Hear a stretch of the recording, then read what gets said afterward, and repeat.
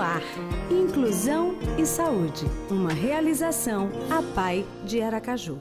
Olá, começa agora mais um Inclusão e Saúde, o programa que leva até você as discussões sobre cidadania, solidariedade e qualidade de vida. A você que está conosco toda semana, o nosso muito obrigado pela fidelidade. A você que nos acompanha pela primeira vez, também seja bem-vindo ao nosso programa. No Inclusão e Saúde de hoje, uma reportagem especial que fala literalmente de doação.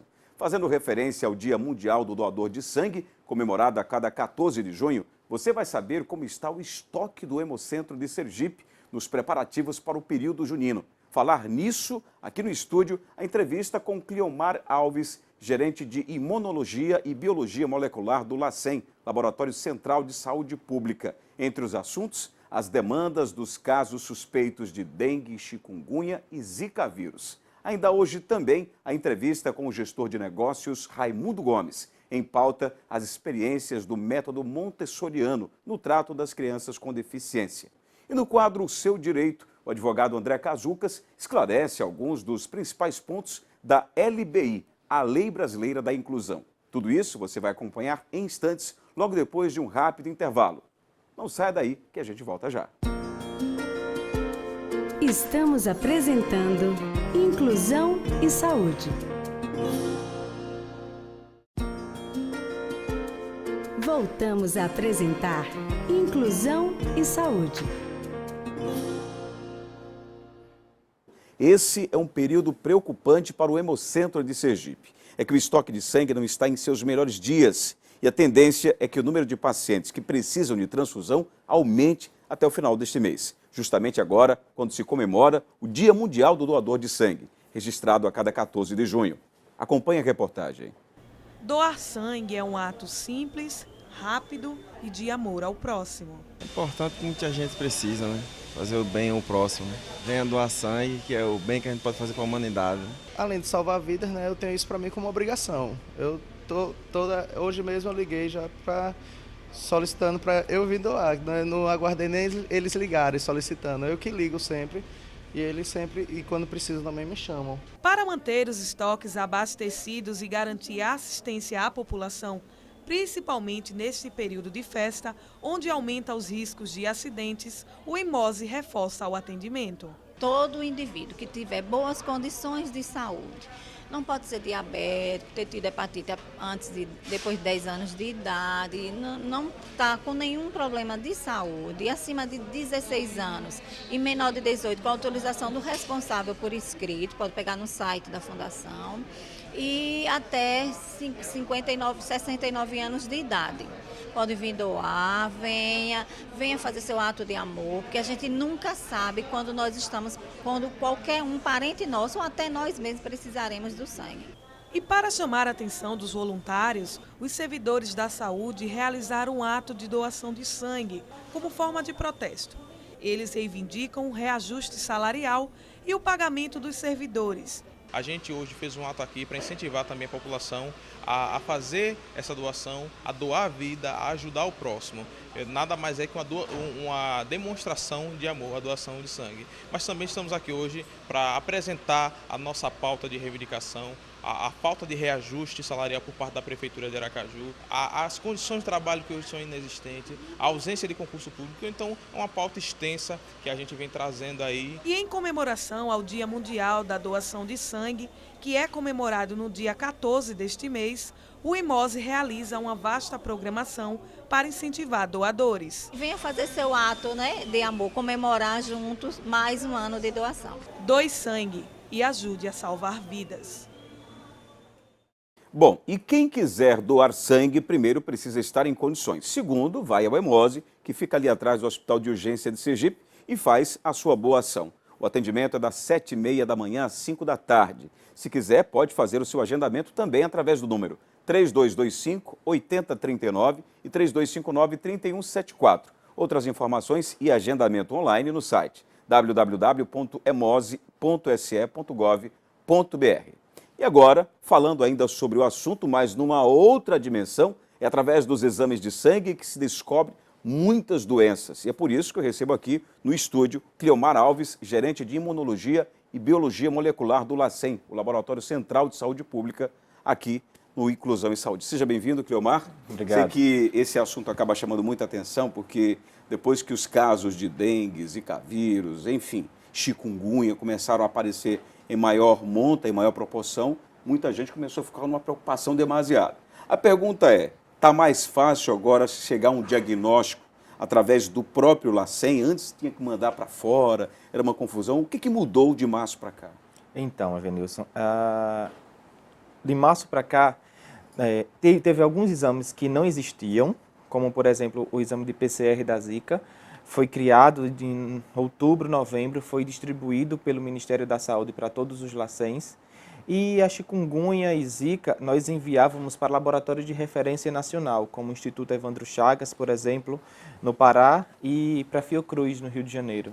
E agora todos esses exames são realizados aqui no LACEN, por nós, no Laboratório de Imunologia e Biologia Molecular. Não, por aí só o tempo-resposta já era um problema, né? Já. Antes era em torno de 60 dias, hoje a gente já diminuiu para em torno de 15 dias a resposta para o paciente. Tá, mas nessa mudança, o que, digamos, o paciente ganha e o Estado, de um modo geral, também ganha? De um modo geral, um diagnóstico mais rápido, para que o paciente consiga ter um tratamento mais rápido e eficaz. Para que, por exemplo, como no caso da chikungunya, diminua as dores, que é onde tem maior número de dores. No caso da Zika vírus, para aquelas grávidas que estão com sintomas, descartar o Zika vírus na sua gravidez. Isso é muito importante para tranquilizar essas gestantes.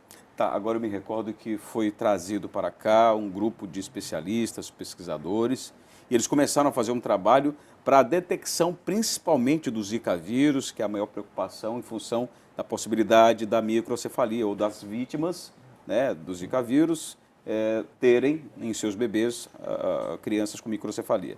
Aí a questão é, o que resultou desse trabalho? Ele já foi encerrado? Ele ainda está em andamento ou não? Vai ter continuidade? Não para? Não tem um prazo? Como é que está a situação? Esse trabalho é um trabalho dinâmico que não acabou, a gente pretende parar, pelo menos dessas coletas que foram iniciadas em fevereiro e março. A gente pretende dar resposta para a população agora, meados de junho, semana que vem. E esse trabalho não vai parar. Nós já estamos iniciando outros devido às mutações causadas pelo vírus Zika. Então, já saíram resultados desse trabalho, como, por exemplo, nós conseguimos detectar 12 casos positivos de Zika Esses confirmados? Confirmados laboratorialmente. Hoje existem 24 casos confirmados laboratorialmente em nosso estado. Mas desse trabalho foram oriundos 12. Os outros 12 foram no LACEN que nós encontramos. Tá, o que foi feito? Por exemplo, foram feitas coletas do sangue da mãe e, naturalmente, se conseguiu chegar a esses dados, a esses volumes de informações que você está passando. Mas, assim, os bebês que nasceram depois de algum possível caso, eles também foram alvo da pesquisa? Como é que funcionam na prática isso? Sim, todos os bebês que nasceram ou foram incluídos no protocolo de microcefalia do Ministério da Saúde, ou seja, aqueles que estavam pelo menos com suspeita, eles já foram incluídos no estudo. Nós criamos um momento, que foi em maio, que chamamos todas essas mães e bebês lá no LACEN para fazer coleta de sangue e de saliva desses bebês e das mães, para a gente fazer um link, que se em algum momento as mães ou os bebês tiveram contato com o Zika vírus, são nesses exames que vão dar, que a gente vai fazer sorologia, vai pesquisar anticorpos. O que são anticorpos? São substâncias que servem para a proteção do organismo, que são produzidas pelo organismo e que servem para proteção, e que ficam no nosso organismo durante muito tempo. No caso, o IgG e o IgM, que são anticorpos. Tá. Agora, como é que funciona na prática esse tipo de exame? Quer dizer, a mãe, na unidade de saúde, ela tem como fazer essa coleta? Porque às vezes as reclamações vêm em torno disso. Falam que estão fazendo um monte de exame, mas eu vou no posto de saúde e eu não consigo. Eu tenho que fazer o quê? Qual é o trâmite disso? Para que a coisa funcione e os dados da pesquisa, eles sejam eficazes, né? Para que eles possam bater de fato. Qual é o trâmite? Um excelente esclarecimento que vocês vão prestar para a população, isso agora. É o seguinte, para Zika vírus, nós só fazemos o teste de biologia molecular, ou seja, um paciente com até o 5º dia dos sintomas, começou até o 5º dia dos sintomas, nós conseguimos fazer diagnóstico de Zika vírus. Após isso, não tem disponível para a população ainda. Tá. Para a chikungunya, nós conseguimos ampliar para todo o espectro da doença, desde o início dos sintomas até 45 dias após a doença. Então, se ele for um paciente com essas indicações, ele tem essa condição de passar pelos exames tranquilamente. Porém, para a chikungunya, existe uma questão chamada de transmissão sustentada, que é um critério da vigilância que os municípios que já possuem, como o estado já tem transmissão sustentada de chikungunya, o que é isso? O vírus já está circulando livremente no estado, a gente limitou para 3 casos para municípios pequenos e 5 casos de municípios grandes, como, por exemplo, Itabaiana, Lagarto, Aracaju, Estâncias, a gente está considerando esses municípios. E a maioria dos municípios já estão com transmissão sustentada, ou seja, os médicos conseguem fechar o caso pelo critério clínico-epidemiológico e não mais por critério laboratorial. Então, para a chikungunya, nem todos os municípios, nem todas as pessoas conseguirão fazer mais exames. Entendi. Tá?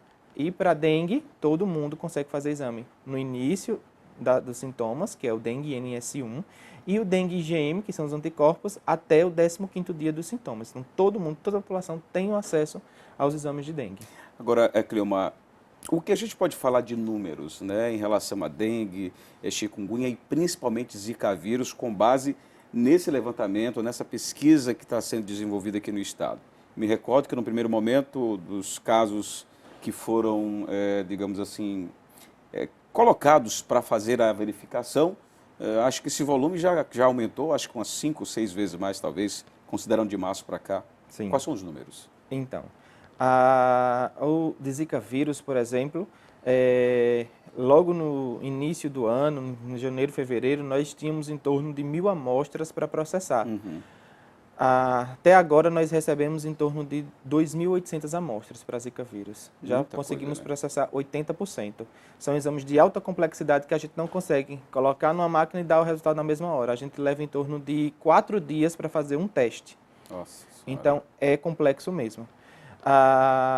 E os outros exames, a gente consegue dar uma resposta bem mais rápida, a chikungunya e a dengue. A dengue, a gente tem 24 horas, por exemplo, para liberar um resultado de dengue. Cleomar, obrigado pela sua vinda. Torço que vocês continuem com esse trabalho, porque, como você mesmo disse, essa agilidade vai logo dar o diagnóstico e cada um vai correr atrás para poder cuidar, para que o medicamento apropriado, se não é para tomar medicamento também, seja o que for. Então, tomara que continue nesse ritmo aí. Torço mesmo. Obrigado, viu? Eu que agradeço. Bom, agora nós vamos a um rápido intervalo e na volta a entrevista com o gestor de negócios Raimundo Gomes. Em pauta, as experiências do método montessoriano no trato das crianças com deficiência. Daqui a pouco no quadro Seu Direito, o advogado André Cazucas traz esclarecimentos importantes sobre alguns dos principais pontos da LBI, a Lei Brasileira da Inclusão. É daqui a pouco, logo após um rápido intervalo. Não saia daí que a gente volta já. Estamos apresentando Inclusão e Saúde.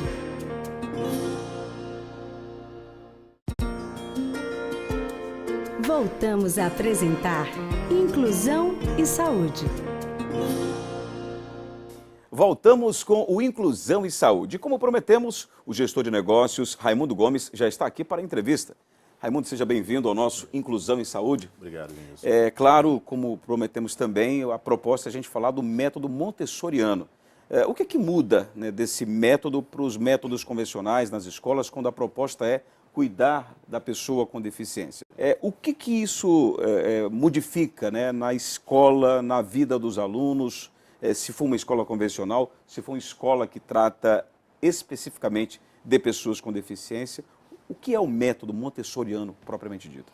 Então, o método montessoriano, a grande diferença, nós costumamos dizer que a própria Maria Montessori, né, fundadora do método, criadora do método, é a diferença da escola tradicional. Você ter uma sala com 20, 25, 30 alunos, com um professor para todas as matérias, e dentro do método montessoriano você ter um professor para cada matéria, né, e uma sala de aula que, no máximo, 15 alunos.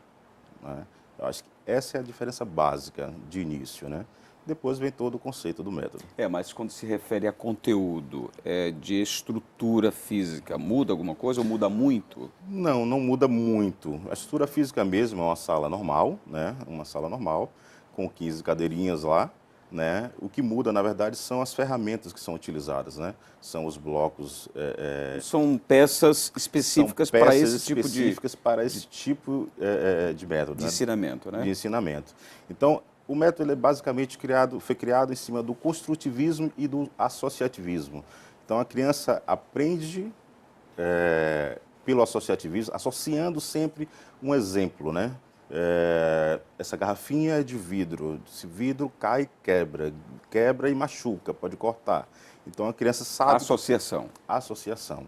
Eu acho que isso é o mais bacana. Você falou das peças, a gente está mostrando aí no vídeo algumas fotos, isso. Exatamente desse atendimento que vocês fazem e dessas crianças manuseando. São essas peças que a gente está vendo aí. Os blocos pedagógicos. Eu acho que o nome fica mais correto. Agora, esses instrumentos, eles vão facilitar essa associação, é isso? Ou uma coisa vai casando com a outra? Como é que funciona? Sim, facilita bastante. É incrível. A criança que sai do método tradicional para o método montessoriano, ou o inverso, você sente diferença. Mas uma criança do método montessoriano, que veio do infantil, do fundamental, que migra para o ensino tradicional, ele vai desfilar. Agora, a gente consegue utilizar o mesmo método para as crianças consideradas, né, a gente chama de normais, e as crianças, ou o caso de crianças ou adolescentes com algum tipo de deficiência, o que muda nesse sentido? Ou não tem mudança? Não muda. Isso é que é o mais bacana, né? Essa escola, né, da Lilian Bittencourt, né, que fez a palestra conosco aqui, recebeu recentemente 2 crianças, né? Na verdade, 3 crianças, uma autista e 2 crianças com síndrome de Down, vindo inclusive da PAI. E a evolução dessas crianças, né, pelo feedback dos pais, é fantástico. Tem uma passagem, foi incrível, sempre nas entrevistas eu coloco, né, que ele chegou em casa e a mãe perguntou: você teve aula de que hoje? Eu tive aula de cor laranja. Laranja? Mas que matéria é essa? Laranja, mãe. Laranja é português. Esse associativismo é muito bacana. Então, assim, 2 semanas dessa criança na instituição montessoriana, a evolução foi fantástica e os pais estão encantados com isso. E isso realmente tem nos dado assim, um prazer muito grande de estar difundindo esse método, né, e como foi aqui em Sergipe. Eu sei que na Bahia vocês já estão atuando em 9 escolas, né? Agora, me chama a atenção porque há poucos dias a gente abordou em um dos programas a questão legal no quadro do Seu Direito, com a doutora Juliana Santos, advogada, sobre as responsabilidades das escolas em relação a recepcionar, a receber, a acolher as pessoas, as crianças com deficiência. Isso. Então, o método, se ele estiver sendo aplicado numa escola dessas, a escola talvez não tenha muita preocupação, porque o método já estaria praticamente dentro do contexto, do que se precisa. Porque tem algumas escolas que, apesar da lei não permitir, mas elas vão se esquivando para receber esse tipo de aluno, né? Essas 2 crianças que eu acabei de citar, realmente, foi uma situação dessa, né? Os pais já de uma escola convencional. Uma escola convencional e tendo dificuldade de matricular essa criança, e a escola Aprender Mais em Salvador absorveu essa criança e está sendo bem bacana. Tá, agora, o que eu conversei com algumas pessoas que são da área de pedagogia, e foi unânime, pelo menos umas 3 pessoas me falaram. Olha, eu aprendi um pouco, eu vi um pouco disso na universidade, mas eu não me aprofundei. Quer dizer, você tem aquele en passant, né, aquela ideia superficial, que é natural de uma matéria, de uma disciplina. Mas o que vocês propõem é um aprofundamento nesse tipo de estudo. Sim, um aprofundamento, até porque o estado de Sergipe é o único estado do Nordeste que não tem uma escola montessoriana. Então, nos colocamos agora a aprofundar ainda mais e quem sabe até 2017 consolidar com uma escola montessoriana. Mas tem um canal para se fazer contato? É melhor e-mail, é melhor Facebook, é melhor telefone? O que é melhor para quem, de repente, quiser contactar ou até saber mais, ter mais informações, já que vocês estão fazendo esse gancho aqui com o Sergipe? Sim, sim. Pode entrar em contato com o 99890-7634, né? Pode falar diretamente comigo. Pode entrar também na nossa página, né? Que é CGMV Consultoria. Vai estar lá algumas imagens e alguns contatos também, que a gente pode estar interagindo nesse sentido. Enfim, o contato está aberto, né? As redes sociais, o telefone, fiquem à vontade para contactar conosco.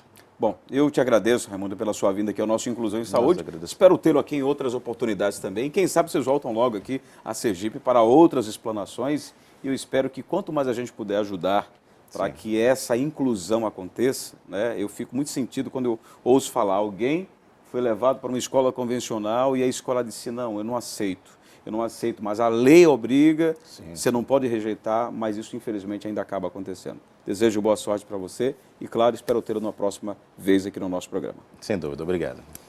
Bom, encerramos essa entrevista e agora, como todo mundo já sabe, é hora do quadro O Seu Direito.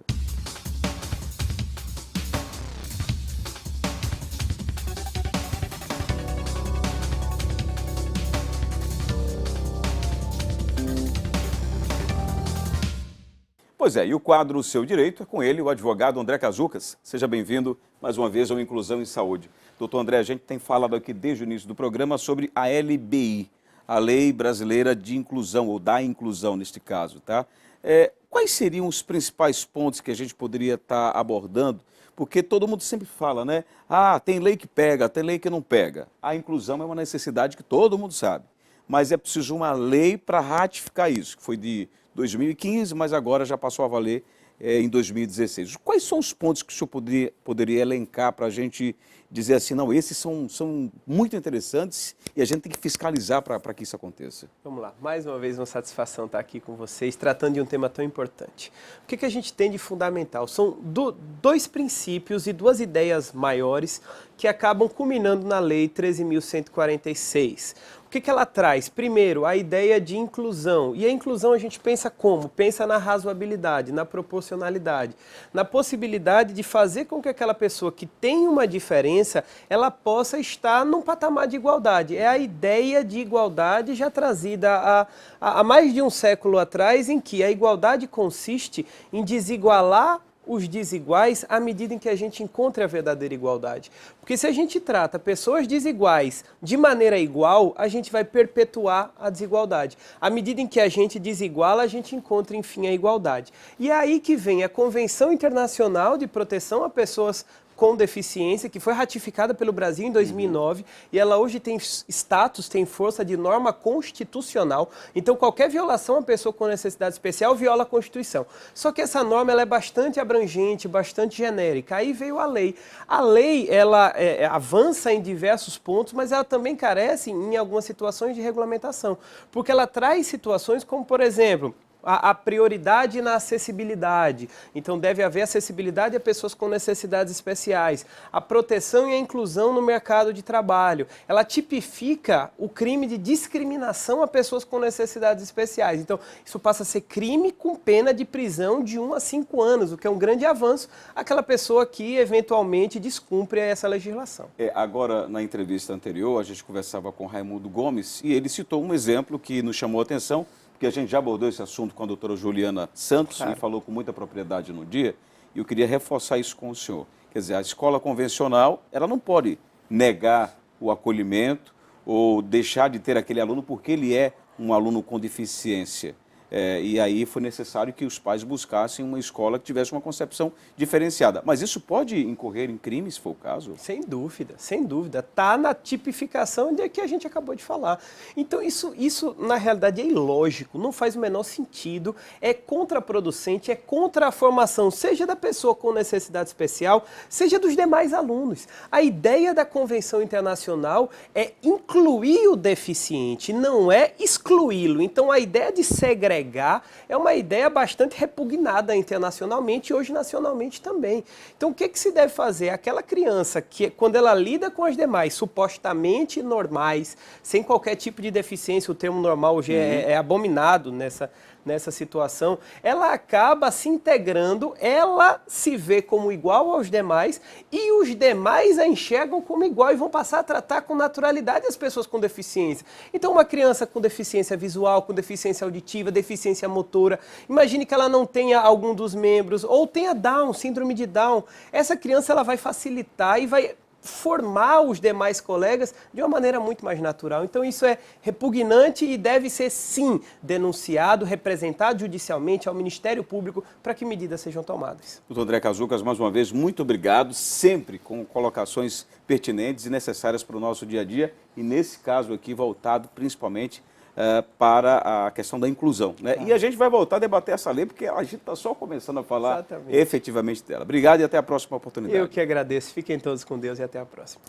Pois é, o Inclusão e Saúde fica por aqui. O que é que você achou do programa de hoje? Quer dar outras sugestões e subtemas relacionados à inclusão e à saúde? Mande já a sua mensagem para o nosso WhatsApp, 99887-2299. Acesse também a nossa fanpage, facebook.com/apaiaracaju, ou ainda o nosso site, www.apaiaracaju.org.br. Ouça também a nossa rádio web em www.apaifm.com.br. O Inclusão em Saúde tem exibição inédita sempre aos sábados, às 10 da manhã, com reprise às quartas-feiras, às 2 da tarde, aqui na TV APRP e também pela APAI FM. Até o próximo programa, se Deus quiser. Você assistiu Inclusão e Saúde, uma realização APAI de Aracaju.